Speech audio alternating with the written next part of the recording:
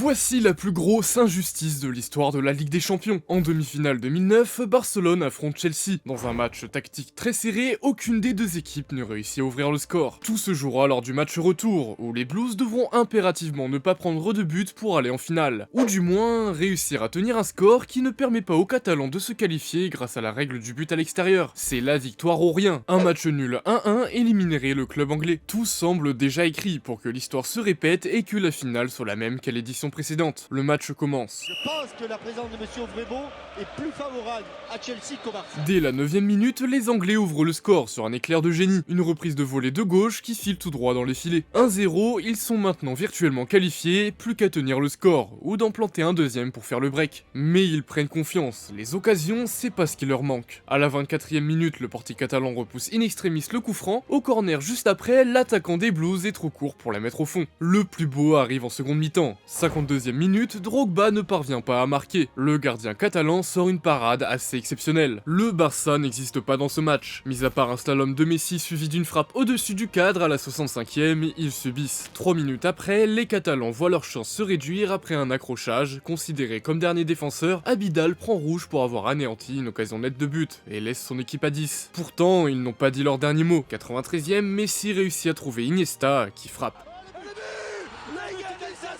Le match est terminé, Chelsea est éliminé. Pourtant, les Londoniens savent que ce n'est pas mérité. L'arbitrage a été extrêmement mauvais, clairement en leur défaveur. À la 23ème minute par exemple, il y a clairement faute du défenseur dans la surface, synonyme de penalty. Mais ce qui est sifflé, c'est un coup franc. Là, l'arbitre sait qu'il a fait une erreur, et le match tourne clairement ici. 26ème minute pareil, contact dans la surface qui empêche l'attaquant de Chelsea de passer. Normalement, c'est aussi penalty. L'occasion claire pour l'arbitre de se racheter, mais rien. À la mi-temps, l'arbitre retourne dans le vestiaire. Ça aurait pu l'aider et lui permettre de se remettre dans le match, de parler calmement aux autres arbitres assistants, mais non. Lorsqu'il met le rouge à Barcelone, il n'a même plus confiance en ses propres décisions, demandant l'avis de son assistant. Sûrement la seule action favorable aux Blues. C'est pas fini, à la 74ème minute, l'arbitre donne jaune sur une faute qui aurait dû être rouge à un joueur de Chelsea. C'est là qu'on voit que non, il n'avantage pas du tout une équipe, il a juste perdu le fil de son match. 79ème minute, un penalty aurait également pu être sifflé pour Chelsea. Problème, l'arbitre est trop loin pour bien voir. Lorsque l'action a lieu, il est encore à la moitié de terrain. C'est l'un des plus gros défauts de l'époque. La plupart des arbitres n'étaient pas très athlétiques. Impossible pour eux de suivre les joueurs. 82ème minute, une main barcelonaise dans la surface. Encore une fois, rien. Ni penalty, ni carton rouge. Ce qui rendra fou les joueurs de Chelsea, c'est cette dernière main dans la surface, alors que l'arbitre ne dit rien. Il fuit carrément. Alors pourquoi a-t-il faussé le résultat du match? Certains disent qu'une même finale de Ligue des Champions 2 années de suite n'était pas une super pub pour la compétition. Mais là, c'est qu'une théorie.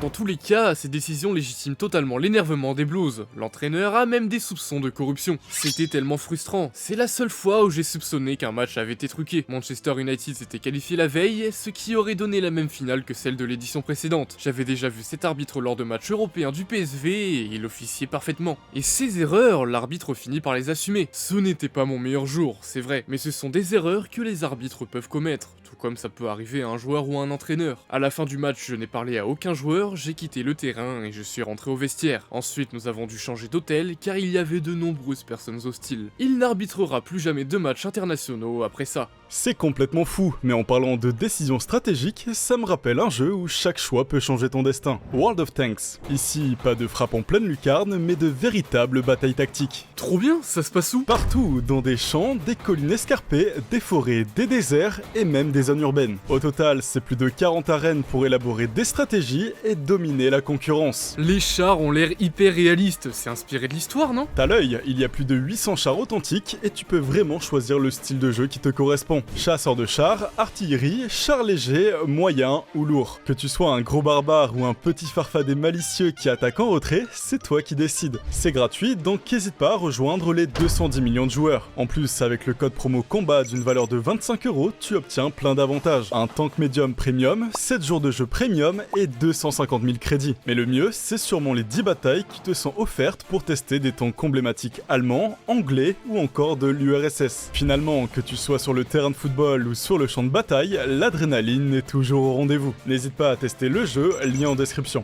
La Décima. Un derby en finale de Ligue des Champions, ça donne quoi? Un match de fou, tout simplement. Le Real Madrid a un énorme enjeu, chercher sa 10e coupe aux grandes oreilles. L'Atlético, sa première. Les deux adversaires ont eu en plus de ça des parcours honorables dans cette compétition. Un triplé allemand pour le Real, victoire écrasante contre Schalke 04, 9 buts à 2. Des matchs serrés contre l'ancien finaliste Dortmund avant de finir le Bayern 5-0. L'Atlético c'est pareil, sortir l'AC Milan, le Barça et Chelsea, tout aussi impressionnant. Alors ça y est, il est temps de savoir qui sera le nouveau vainqueur de la LDC. Ronaldo, Benzema, Di Maria et Ramos sont là et ils vont écrire l'histoire. Pourtant, c'était pas forcément gagné. À la 36e après un corner, Diego Godin marque, donnant l'avantage à l'Atlético. Après ça, le match se fige, les Colchoneros tentent tout pour faire le break malgré la pression des merengues. 57e, c'est le moment. Adrián Lopez trouve un ballon bien positionné dans la surface, mais son tir loupe le cadre. Il ne leur reste que quelques secondes à tenir,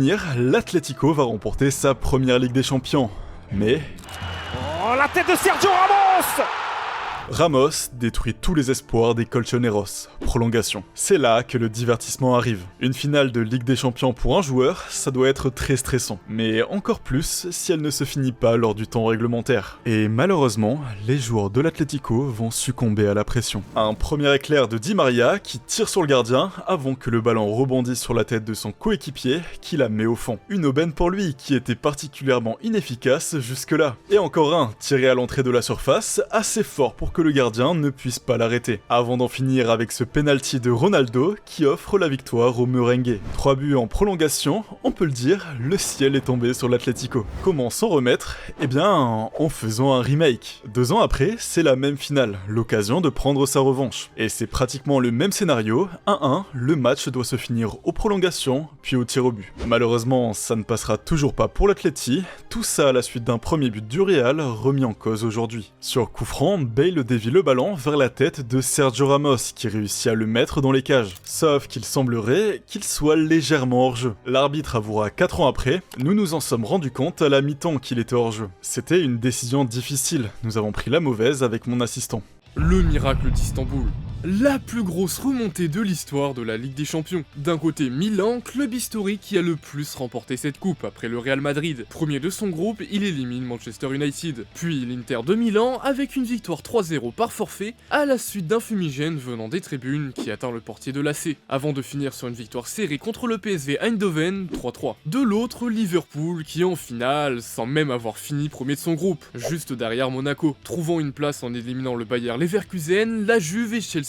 Clairement, le Milan est grand favori du match, et ils vont le prouver très vite. Le capitaine Maldini ouvre le score dès la première minute. Une reprise de volée incroyable qui file au fond des filets. Tout se complique pour Liverpool lorsqu'Harry Kewell doit être remplacé à cause d'une blessure. Le score s'alourdit après un but de Shevchenko, malheureusement signalé hors jeu, mais ça ne les décourage clairement pas. Shevchenko donne une belle passe à la 39e, 2-0, avant d'enterrer les Reds avec une autre superbe passe en profondeur qui signe un doublé juste avant la pause. 3-0 à la mi-temps, le match est plié. Pourtant, les supporters de Liverpool y croient toujours et chantent leur hymne You'll Never Walk Alone dans les tribunes. Mené de 3-0, l'entraîneur doit trouver un moyen de revenir dans le match. Pendant que je traversais le tunnel menant au vestiaire, je réfléchissais à ce qu'il fallait dire. J'ai dit aux joueurs que nos supporters étaient toujours derrière nous et que si nous marquions un but, la situation pouvait changer. Il ne suffit que de 6 minutes pour renverser la partie. 54e, une tête parfaite pour réduire le score. C'est la deuxième, la voici!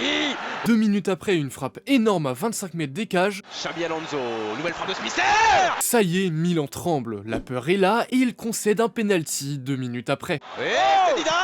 C'est fait 3-3 jusqu'à aller aux prolongations puis au tir au but. Et entre tir manqué et arrêt de gardien, Liverpool remporte la Ligue des Champions pour la 5e fois de son histoire. Une belle leçon qui nous pousse à toujours y croire et à tout donner jusqu'aux derniers instants. Steven Gerrard dira, ce match, probablement la plus belle finale de la Ligue des Champions, fut un réel miracle. Dites-nous les matchs de LDC les plus incroyables que vous voulez voir. On fera peut-être une partie 2 à cette vidéo, 10 000 likes. Personnellement, je pense à Monaco Real Madrid, un match assez fou qui aurait aussi mérité d'être dans cette vidéo, mais il y en a plein d'autres. Merci encore à World of Tanks de nous soutenir. Téléchargez et jouez au jeu sur PC via notre lien en description, sans oublier notre code promo combat pour profiter des avantages. Bref, faut absolument lâcher l'abonnement là, c'est une dinguerie d'avoir si peu d'abonnés, non? C'était Treki mais Ikusen, ciao tout le monde.